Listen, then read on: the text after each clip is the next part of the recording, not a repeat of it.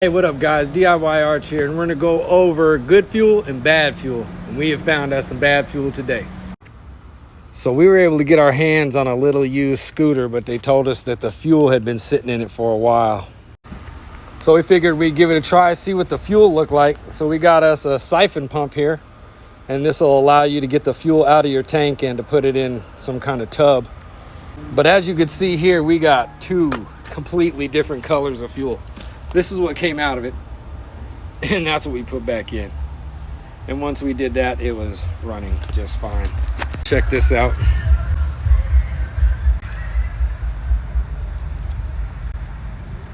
Just braille, just trash. Look at that. It's right apart.